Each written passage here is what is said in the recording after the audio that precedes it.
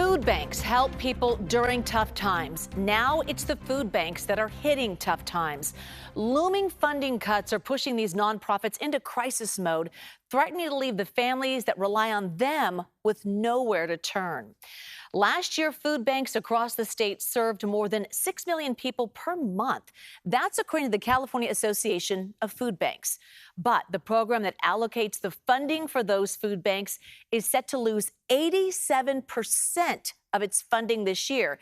And this time, you can't just blame President Trump or Elon Musk for these cuts. Our John Ramos visited the food bank of Contra Costa and Solano, where volunteers are scared they won't be able to feed people going forward. Legend has it that before the French Revolution, Marie Antoinette was warned that the peasants were starving because they had no bread, to which she replied, "Then let them eat cake." Those words have become a symbol of how oblivious leaders can be to the plight of the poor, and now it looks like history may be repeating itself. Thank you. One bag or two? For your onions? Yes. Yeah. At the weekly food giveaway outside Concord's Monument Crisis Center, you can see who the have-nots are. And shockingly, they look a lot like our grandparents. It climbed measurably during the pandemic, and then it climbed after that, after the support kind of went away. And 2 weeks ago, our crowd here was, I don't know, 40 or 50 people more than we'd been getting. So the numbers are climbing already. Do you want another one too? Vicki Schrabel is a regular volunteer for the food bank of Contra Costa and Solano. She's watched as the number of people who need food has grown, and that's why news of government budget cuts are so disturbing to her. It worries me to pieces.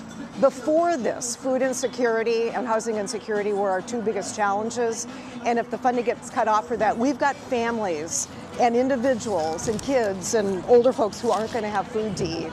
At the food bank's headquarters, it comes down to dollars and cents. While community donations are important, most of the food handed out is purchased at a discount from farmers and distributors, like these potatoes that were donated, but the food bank had to pay to transport them from Washington State. Food Bank CEO Caitlin Sly says it's the kind of thing that will be halted with the federal government's freeze on FEMA's Emergency Food and Shelter Program. We are looking at potential cuts. We've already seen some cuts, and the way that could potentially impact the people we serve is really dire.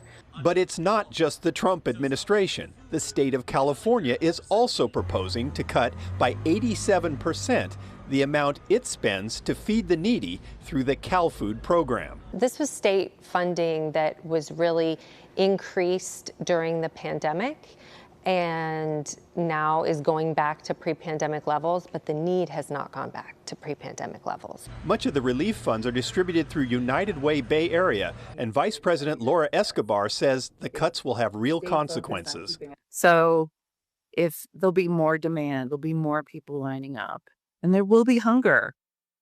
Kids will go to bed hungry.